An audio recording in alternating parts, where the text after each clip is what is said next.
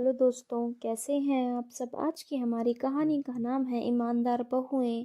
अगर अच्छी लगे तो चैनल को लाइक शेयर और सब्सक्राइब करना ना भूलें। सुनिए जी, रसोई घर का सारा सामान खत्म हो गए हैं। 2,000 रुपये दे दीजिए, बाजार जाकर मसाले और बाकी सामान लाने हैं। शिखा अपने पति सौरभ से बोली। सौरभ अचंभे से बोला, अरे अभी 10 दिन पहले ही तो तुम्हें पैसे दिए थे और अब तुम फिर से पैसे मांग रही हो। इतने पैसे लेकर तुम करती क्या हो। शिखा गुस्से होते हुए बोली, अच्छा जी, आप ना मेरे साथ रसोई में चलिए, खाली डब्बे दिखाती हूँ आपको। अब मसाले खत्म हो गए हैं तो खरीद कर लाने तो पड़ेंगे ही ना। अच्छा ठीक है, अब इतनी सी बात पर इतनी ज़्यादा बहस मत करो। सौरभ बोला, यह लो पैसे। बस इसके पीछे दूसरी तरफ शिखा की देवरानी भी अपने पति शुभम से पैसे मांगने लगती है। सुनिए शुभम जी, 5,000 रुपये दे दीजिए, दूध वाले का पैसा देना है। शुभम झल्लाते हुए बोला, अरे तुम ना हमेशा कोई ना कोई बहाना बनाकर पैसे मांगती रहती हो। कम पैसों में घर चलाया करो ना। मेरे पास कोई पैसों का पेड़ नहीं है जो तुमने कहा और मैंने पैसे तोड़कर तुम्हें दे दिए। इस वक्त मेरे पास पैसे नहीं हैं, बाद में देखेंगे। नहीं नहीं, दूध वाला नहीं मानेगा। पिछले 4 दिनों से मैं उसे टाल रही हूँ, आज तो उसे पैसे देने ही पड़ेंगे। हे भगवान, कैसी मुसीबत है। उसके बाद शुभम श्वेता को पैसे देकर वहाँ से चला जाता है। फिर एक दिन शुभम और सौरभ बोले, सुनो शिखा श्वेता, आज तो गर्मा गर्म मूंग दाल की कचौड़ी और मिक्स वेजिटेबल रायता खाने का मन है। शिखा जाओ, गर्मा गर्म कचौड़ियाँ बनाओ और हाँ श्वेता, सूजी का हलवा भी बना लेना। फिर दोनों देवरानी जिठानी बोली, घर में तेल और चीनी खत्म हो गया है, तेल और चीनी खरीदने के लिए पैसे दो, तभी कचौड़ी और हलवा बन पाएंगे। अरे अभी कुछ दिन पहले ही तो मैंने तुम्हें पैसे दिए थे, फिर तुमने उन पैसों का क्या किया। तुम्हारे दिए हुए पैसों से मैं और दीदी मसाले और सब्जियां खरीद कर लाई। यकीन नहीं होता तो चलिए रसोई घर में देख लीजिए। अगर कचौड़ी खाना है तो तेल खरीदने के लिए पैसे तो देने ही पड़ेंगे, वरना कचौड़ी नहीं बनेगी। यह सुनकर सौरभ के साथ साथ शुभम का भी मुंह फूल जाता है। दोनों भाई आपस में बात करने लगते हैं। सौरभ बोला, मुझे तो लगता है कि यह दोनों अपनी मर्जी से पैसे खर्च करती हैं और हमें झूठा हिसाब देती हैं। भाई तुम ठीक कहते हो, मुझे भी यही लगता है। इतने पैसे देने के बाद भी हमें अपनी मनपसंद चीज़ें खाने को नहीं मिल पाती। शिखा बोली, देखो जी, सुबह से हम दोनों घर के कामों में व्यस्त हैं। इस वक्त हम तुम दोनों से झगड़ा नहीं करना चाहते। जल्दी बोलो, कचौड़ी और रायता बनाने हैं या नहीं, वरना हम अपने अपने कमरे में आराम करने जा रहे हैं। अरे नहीं नहीं, आज मेरा कचौड़ी और रायता खाने का बहुत मन कर रहा है। यह लो पैसे, जाओ तेल खरीद कर लाओ। उसके बाद सौरभ उन लोगों को पैसे दे देता है। इस तरह रोज रसोई घर की बातों को लेकर चारों में तू मैं हो जाती थी। फिर एक दिन उनके घर पर कुछ रिश्तेदार आते हैं। शिखा और श्वेता की सास मालती जी दोनों बहू को अच्छा अच्छा खाना बनाने के लिए कहती हैं।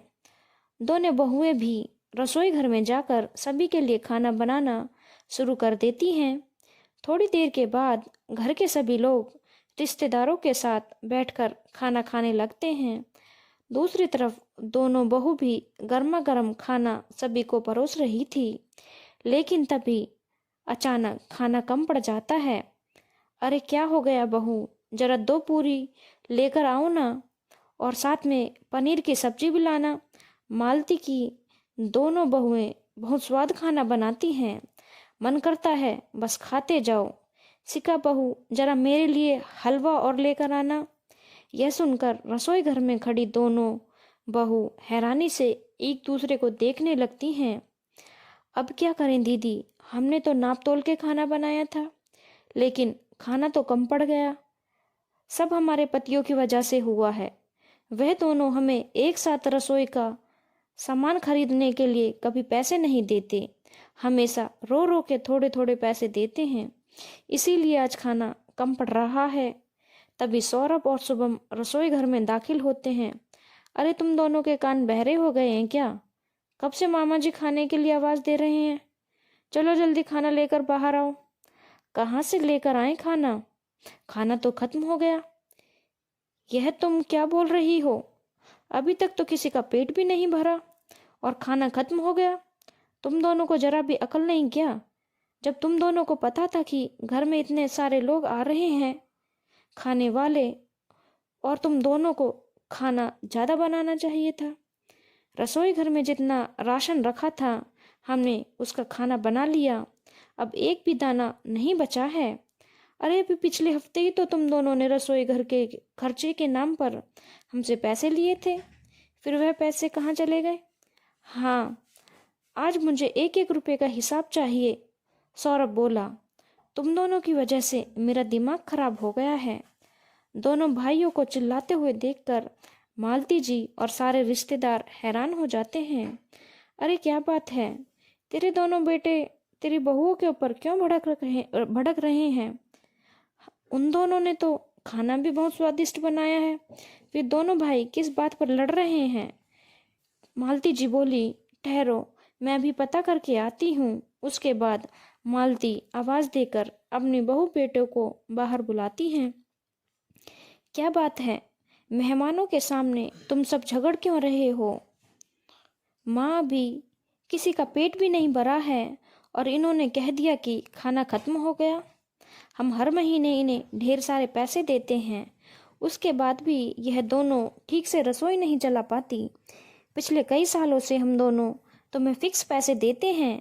पहले तो सब कुछ ठीक ही चल रहा था, लेकिन अब क्या हो गया? मम्मी जी, कसम से हमने आज तक उनके दिए हुए पैसों में से अपने लिए 1 रुपए की चीज नहीं खरीदी। हम सारे पैसे रसोई घर के खर्चे में ही लगा देते हैं। अब चीज इतनी महंगी हो गई है तो हम क्या करें? मालती जी बोली, बहू बिल्कुल ठीक बोल रही हैं। अरे बेवकूफ हो तुम। मुझे एक बात बताओ, पिछले कई सालों से तुम दोनों बहू को सिर्फ 5,000 रुपये रसोई चलाने के लिए दे देते हो, लेकिन इतने सालों में तुम दोनों की तनख्वाह भी तो दुगनी हो गई और साथ ही बाजार में हर चीज के दाम बढ़ गए। तुम्हें पता है टमाटर कितने महंगे हो गए हैं? हाँ मालती, तो बिल्कुल ठीक बोल रही है। आजकल हर खाने पीने की चीज के दाम आसमान छू रहे हैं। पिछले साल ना मेरे घर पर भी इसी बात को लेकर बहू बेटे के बीच में खूब तमाशा हुआ था। मेरा बेटा भी इन दोनों की तरह यही मानकर चल रहा था कि बाजार में सब चीज मुफ्त में मिल जाती है, लेकिन फिर एक दिन मैं उसे अपने साथ बाजार लेकर गई। खरीदारी करने के बाद उसकी अकल ठिकाने आ गई। उस दिन के बाद से उसने दोबारा कभी रसोई का हिसाब नहीं लिया। इन्हें भी थैला पकड़ाकर बाजार भेज दे, तभी इन्हें सच्चाई पता चल जाएगी। जिस तरह महंगाई बढ़ रही है ना, उस तरह तुम्हारी तनख्वाह भी तो बढ़ती है। इसलिए अब तुम दोनों को बिना कोई जिद किए रसोई खर्चे के लिए ज़्यादा पैसे देने चाहिए। हाँ, तुम बिल्कुल ठीक बोल रही हो। इस बात पर तो मैंने ध्यान ही नहीं दिया। ठीक है माँ, आज के बाद हम इन दोनों को ज़्यादा पैसे दे दिया करेंगे। अरे भाई, लेकिन खाने का क्या होगा? अभी तो हमारा पेट भी नहीं भरा है। मम्मी जी, हम दोनों बाजार जाते हैं, अभी के अभी सामान खरीद कर लाते हैं। इसके बाद यह दोनों फिर से आप लोगों के लिए खाना बना देंगी। और दोनों भाई थैला लेकर सामान खरीदने चले जाते हैं। उस दिन के बाद से उन दोनों की अकल ठिकाने आ जाती है और वह दोनों दोबारा रसोई घर के खर्चे के नाम पर अपनी पत्नियों को परेशान नहीं करते और उन्हें ज़्यादा नहीं, डबल पैसे देने लगते हैं। धन्यवाद दोस्तों। अगर आपको कहानी अच्छी लगी हो तो चैनल को लाइक, शेयर और सब्सक्राइब करना ना भूलें।